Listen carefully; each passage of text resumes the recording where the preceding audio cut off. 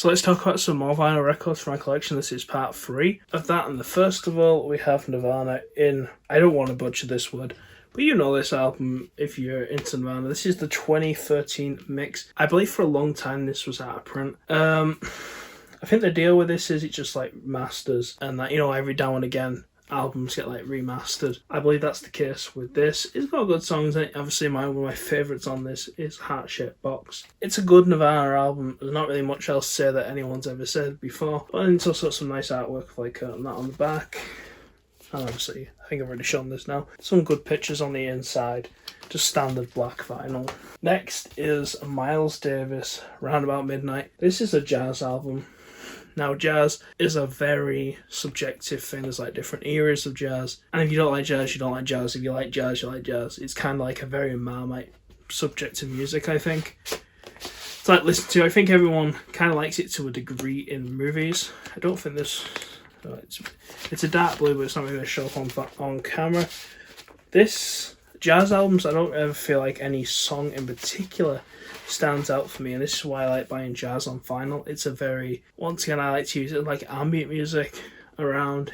It's just nice to like chill out to. I feel like that's like jazz for me. And on this one, there's Miles Davis, there's Joe Trombone, Red Gillard, Paul Chambers, and Philly Joe Jones. There's not much else I can say about it other than if you like jazz, I highly recommend this one. I think that's one of his like staple albums. And the next one is Bill Evans, A Portrait in Jazz. Bill Evans, again, it's another jazz album. I don't know if this is like a like those releases that people put together later on, not like released at the time. But this is a very nice album. As you can see, there's a nice colour picture there on the front. It's got some like information about the guy. It looks very cool, to be honest. It looks very, in today's age, it's very Sigma. Once again, it's another one of those jazz albums. It's just great ambient music, I think. Oh yeah, it was originally released as a portrait in jazz. Yeah, but I really like it.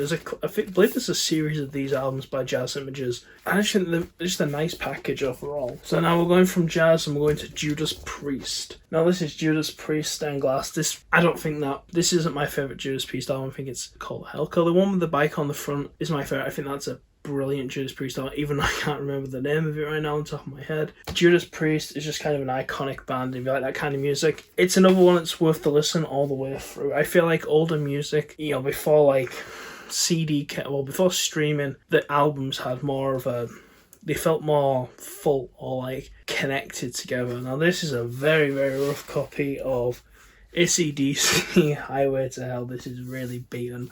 It's got like tape on it, but yeah, I thrifted this, as you can imagine. It's a good album. It's like, well, I suppose some people now call it dad rock. You know, obviously Highway to Hell is a brilliant song on this. This is just another good album for the background, I think.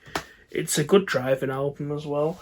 Next we have Black Sabbath 13. Now Black Sabbath 13 to me is like, normally when bands get older, their music like goes down in quality. I never grew up with Black Sabbath because I'm not that old. But this is probably my favourite Black Sabbath album. This is a really nice quality release. It's not much on the gatefold other than like an extended version of the front artwork. And did they do?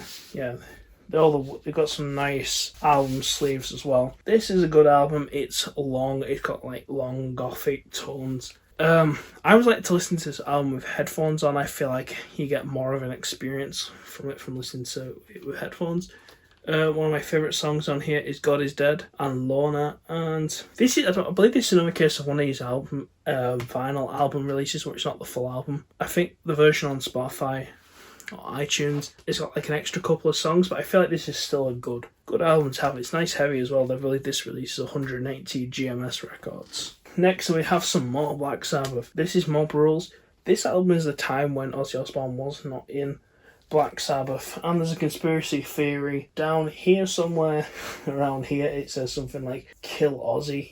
You're not gonna be able to see it on the camera, but if you want, Google it. It's like down here. It's like that's like kill, and like Ozzy is there. Yeah, I believe the singer for this is the guy from Rainbow. I really like this song. I think the first song on this album is really good. I do like this album quite a bit, even though it hasn't got Ozzy on it. I recommend this Black Sabbath album a lot. Live at Last, this was disappointing for me. It's an album. I picked this up for because you can tell it's not a modern release. It's not the best. War Pigs is on it, which is cool. There is some good songs on it, but next is no one knows, like Thrifty Weird released. It's actually from a box set, but it's Johnny Cash. And I love Johnny Cash. And there is some okay songs that I don't really recommend you go out find this release. There's plenty of other good Johnny Cash releases out there. But yeah, Johnny Cash. Now, this is one of the things I love about thrifting vinyl, is not everything's on Spotify. As much as you want to believe, not everything is on Spotify, not everything's online for you just to download or listen to or stream. This is someone called Ming FS. I am not really sure I'm not sure if it's a duo or just like this one guy. But I think it's kind of, I want to say kind of like pre-grime. I guess it could be like jungle type music. I don't know, I feel like it's like a precursor to grime with a UK bass. It was pressed in 2002, so it's the end, and it doesn't come with an actual cover. I believe this is the official cover. It's just on a black vinyl. But this is one of those unique things when you go digging, you see something that's interesting, and you just pick it up. It's just the thrill though when you get to find more stuff that not everyone's always heard of or listened to, and this is one of those examples of that for me. So that's the last record we're going to talk about today. Thanks for watching, guys. Please like, comment, subscribe, and I'll see you next time for part 4.